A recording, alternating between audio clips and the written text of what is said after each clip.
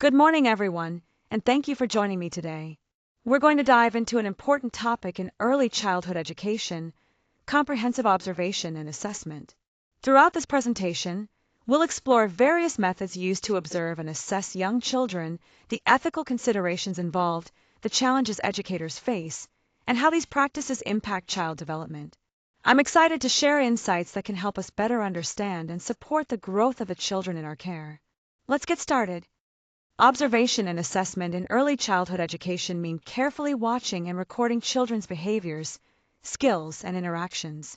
This isn't just about noting what happens, but interpreting it to understand each child better.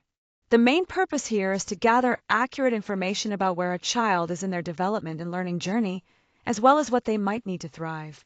By having a solid grasp of how children grow and learn, educators can design activities and create environments that really support positive development. The core goal of these processes is to guide instruction and provide a reliable basis for continually evaluating both individual children and groups over time. Overall, observation and assessment are essential tools that help educators adapt their teaching approaches and the learning environment, ensuring every child gets the support they need to succeed. Observation is essential because it gives us direct insights into children, their abilities, interests, and how they interact with others. By closely watching, we can identify important developmental milestones and spot any concerns early on, allowing for timely support. It also enables us to tailor learning experiences to each child's unique strengths and challenges, making education more personalized and effective. Additionally, observation helps us communicate clearly and objectively with families, strengthening our partnership in the child's growth. Ultimately, this ongoing process ensures we respond appropriately to children's changing needs, supporting their overall, well-rounded development. When it comes to observing, there are three key methods I want to highlight. First, we have anecdotal records. These are brief, narrative descriptions of important incidents or behaviors as they occur, capturing the context and details that make each moment meaningful. Next, running records involve continuous, detailed documentation of a child's activities over a set period of time. This method gives us a thorough picture of what's happening in real time. Finally, time sampling is a more structured approach where we make systematic notes at predetermined intervals to track specific behaviors or interactions. Each of these methods offers unique insights, and choosing the right one depends on what you want to learn from your observations.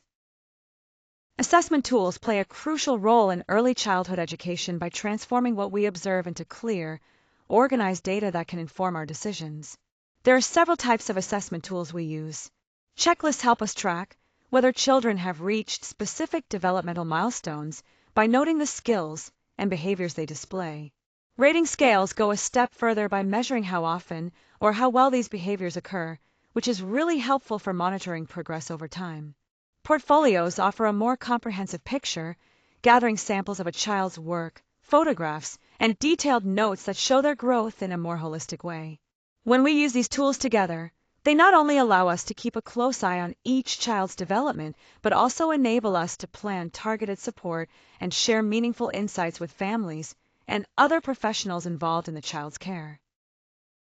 Assessment plays a critical role in supporting each child's development. First, it helps us identify areas where children are excelling, as well as where they may need additional support. This understanding allows us to tailor activities specifically designed to stimulate growth across cognitive, social, emotional, and physical domains.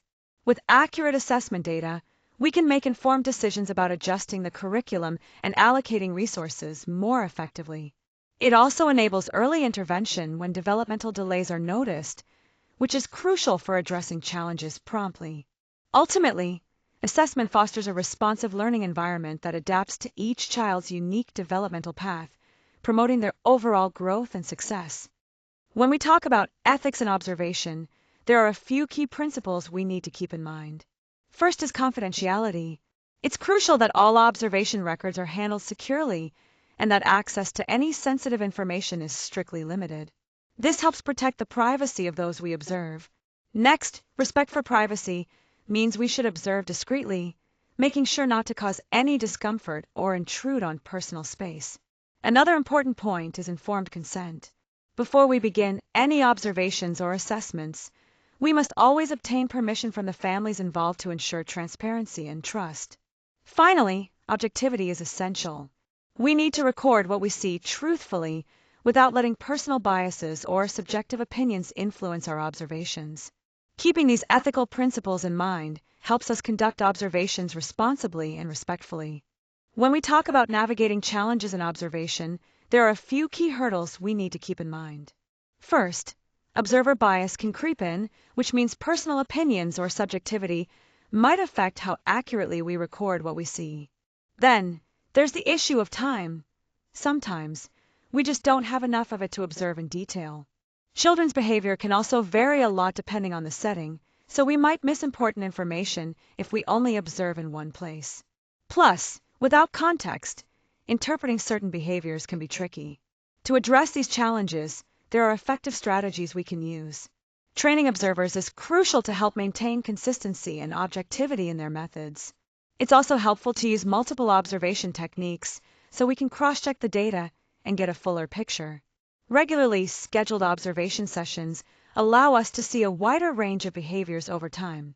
Finally, working closely with families and colleagues adds valuable insight and helps us better understand what we're observing. These approaches help us overcome common pitfalls and make our observations much more reliable and meaningful. When conducting observations, it's essential to start by establishing clear goals that are tied to the developmental domains we're focusing on. This clarity helps keep our observations purposeful and aligned with what we want to learn. Next, using a variety of methods and tools can give us a more complete picture. Relying on just one approach might mean missing important details. It's also crucial to record observations promptly and with as much detail as possible to maintain accuracy. Waiting too long can result in forgotten or distorted information. Another key point is involving families throughout the process. Sharing what we find and inviting their input adds valuable context that can deepen our understanding.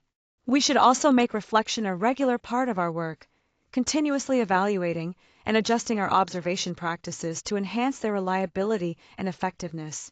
And finally, throughout all these steps, we must be guided by strong ethical standards to respect privacy, confidentiality, and fairness in how we observe and assess. These best practices together help ensure our observations are both meaningful and responsible. Here, we have some real-world examples that highlight the power of careful observation and assessment. In the first case, using running records in a preschool setting helped identify a child's budding communication abilities. This insight allowed educators to design targeted language activities that supported the child's development. In the second example, checklists were instrumental in spotting a toddler's delay in motor skills. This early detection led to a timely referral to a specialist, which made a significant difference in the child's developmental support. The third case shows how portfolios can document a child's progress over an entire year. In this instance, the portfolio highlighted growth in social skills, which became a key focus during a parent-teacher conference. Altogether, these examples clearly demonstrate how thoughtful observation and assessment enhance individualized care and lead to better learning outcomes. To wrap up, observation and assessment form the very foundation of effective early childhood education. They give us critical insights into how children are developing, allowing us to tailor learning experiences that meet their unique needs.